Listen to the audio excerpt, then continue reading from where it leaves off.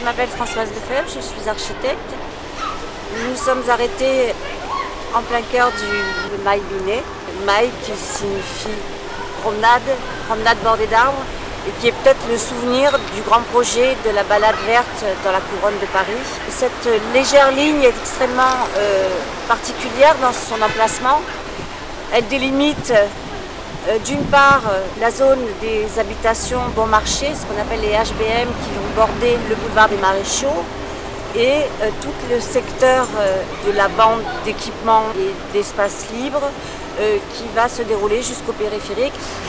Ce territoire particulier s'implante de manière absolument arbitraire sur une bande de 400 mètres du nord au sud, bande qui a une histoire particulière, et si on raconte cette histoire, on pourra peut-être mieux décrypter les sensations, les interrogations qu'on peut se poser quand on déambule dans ce secteur.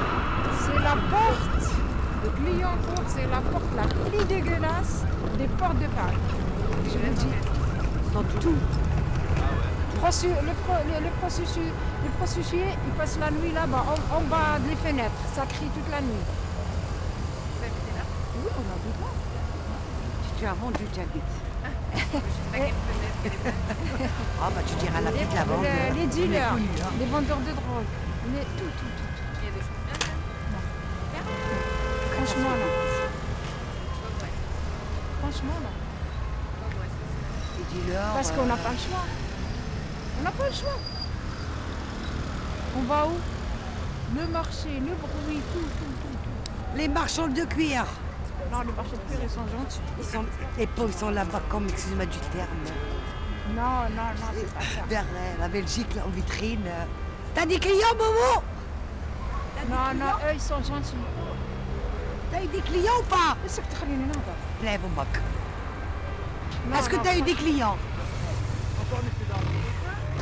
On est exactement au cœur du dernier anneau de la construction de la métropole, c'est-à-dire que cette bande de 400 mètres va être le lieu de la construction d'un rempart arbitraire, tant au niveau géographique qu'au niveau politique. Sa construction va s'achever en 1845. Dès le départ de cette implantation, on va fixer une limite de territoire pas encore définie et qui sera la limite dont Haussmann se servira en 1860 pour faire l'annexion des 11 communes internes à cet anneau et faire le Paris que l'on connaît aujourd'hui. Dès sa conception, le rempart, qu'on appelle le rempart tiers, s'avérera obsolète en raison non seulement de son utilité pendant les conflits politiques ou les guerres, mais également de l'évolution de l'armement. Il prendra un tour quasi tragique avec les événements de la Commune, quand en 1871, on retournera contre les Parisiens les armes depuis ce rempart. Alors je pense qu'on pourrait évoquer le profil de ce rempart avec un schéma. On a une première bande qui va ceinturer Paris, qui correspond à l'édification du bastion. Cette bande va correspondre en gros à une modification du terrain naturel qui va former une sorte de butte, et on va construire ce mur qui va soutenir cette butte. Derrière la butte, nous aurons un fossé avec ses pentes. Et puis, chose extrêmement marquante et qui aujourd'hui explique totalement la configuration urbaine de ce secteur, une zone qu'on appelle non edificandi, c'est-à-dire une zone réservée aux manœuvres et sur laquelle on ne peut pas construire. Dès 1919, après quelques années d'obsolescence de ce rempart, donc qui ne sert plus à rien, qui est juste un instrument de pouvoir très rejeté par les Parisiens qui se sont sentis enfermés par cette enceinte, comme par les communes limitrophes de Paris qui se considèrent comme éjectées d'un cercle privilégié. Après la guerre de 14, va être votée la démolition de ce rempart. On a davantage confiance dans la stabilité politique et en tout cas dans les possibilités de défense autres que de défense matérielle par une réponse diplomatique. Et la destruction de ce rempart, qui va être quelque chose de très long, va évidemment libérer des territoires qui vont être l'enjeu majeur de la construction de nouveaux logements, puisqu'on est dans un manque cruel d'habitat, et toute une réflexion et tout un fantasme, je dirais, sur ces espaces verts libérés vis-à-vis de la banlieue, entre guillemets.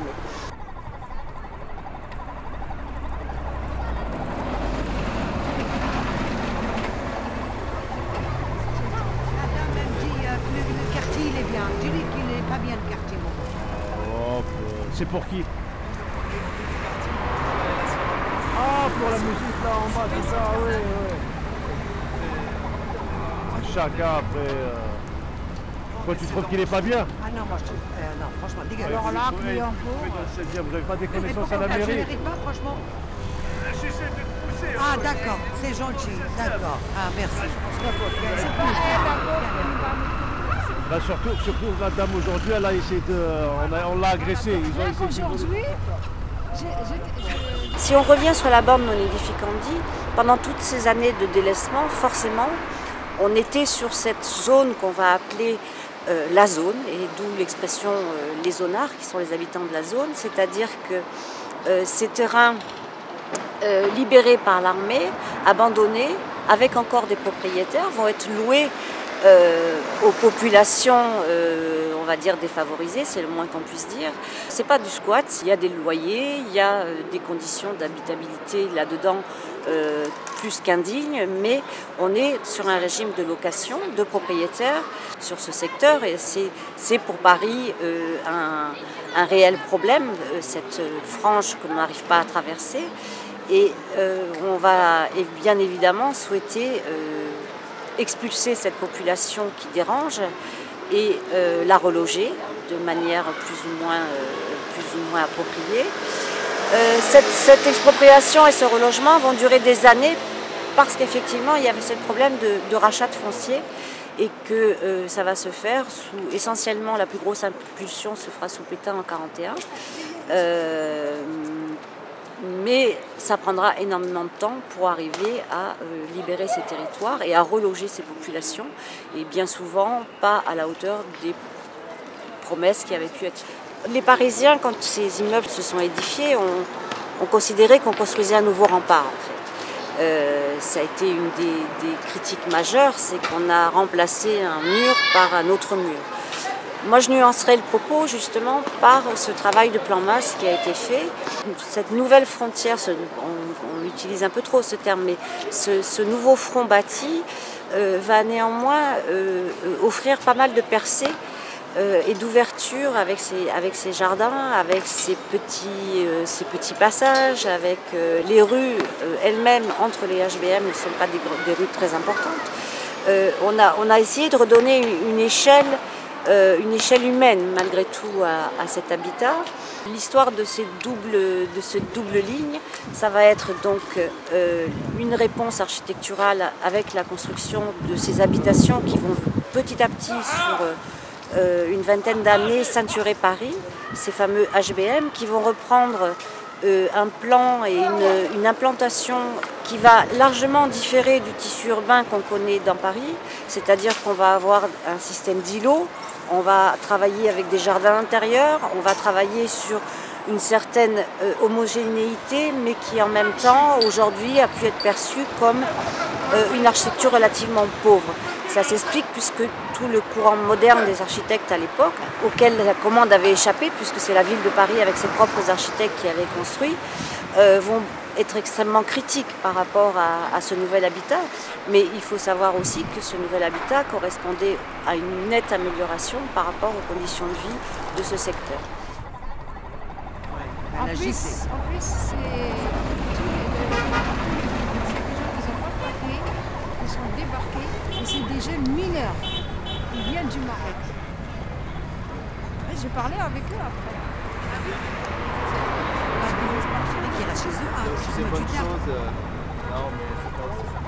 Merci, pourquoi Parce que des fois, même chez eux, c'est un désespoir encore plus désespérant que celui bah, qu'on a là. je sais pas comment C'est vous pas parce que pensez. Hein. désespéré qu'ils viennent voler. Moi aussi, je habite Clignancourt, je suis désespérée, j'ai pas de morale. C'est pas trop. La créativité, ils nous parle des agressions, ça va être un mauvais côté. Mais nous, on C'est a un des gamins qui gamin viennent de travailler. 10 ans qui est venu dans un camion. Ouais, après, ils m'ont suivi jusque là-bas, il a demandé l'excuse. Continue, mon frère. Il m'a demandé l'excuse, j'ai dit dis-moi comment t'es arrivé en France. Voilà.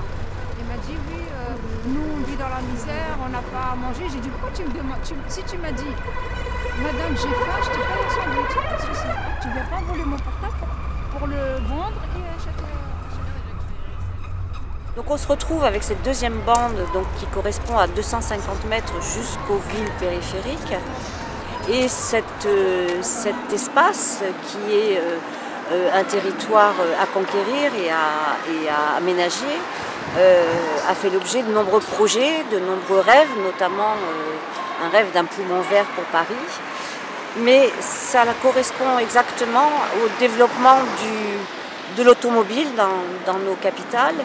Et bien rapidement, Paris va se préoccuper essentiellement de gérer la question des flux automobiles qui se développent et l'émergence d'un projet autoroutier urbain assez exemplaire, on peut dire, même s'il est détesté de la majorité, mais exemplaire en termes techniques, du drainage automobile sur la ville, c'est-à-dire comment on récupère des autoroutes, comment on draine une ville en évitant d'être traversée, et le chantier du périphérique qui va durer de 1958 à 1973 va être l'enjeu majeur de ce secteur. Et même si on verra se développer un certain nombre d'équipements sportifs, on oubliera rapidement le projet d'une ceinture verte pour venir se préoccuper davantage de cette zone périphérique et de nouvelles anneaux qui va se développer, ce qu'on va appeler la ville périphérique, c'est-à-dire une ville qui va se tourner de part et d'autre de ce périphérique, une ville en mouvement, une ville en hauteur, une ville de relogement, mais néanmoins un élément majeur de la métropole aujourd'hui et un des enjeux de son développement, c'est-à-dire quelles vont être les reconsidérations de ce territoire qui, comme l'ont été le territoire de l'enceinte-tiers sur la partie bastion avec la construction des HBM, sur la partie non-édificandi avec la création d'espaces verts, d'espaces d'équipements publics, même de cimetières, tous les équipements que l'intramuros ne peut pas recevoir. Et ce nouvel anneau, créé donc jusque dans les années 70, est aujourd'hui incontournable de la physionomie de la métropole, ce périphérique, qui est en fait un territoire des possibles et des devenirs et qui fait l'objet de nombreuses réflexions parce que je pense qu'aujourd'hui on est arrivé au point où sa remise en cause n'est pas pensable, n'est même pas souhaitable, mais le reconsidérer comme un boulevard urbain et en faire un autre élément de développement et une autre vision de cette ville périphérique.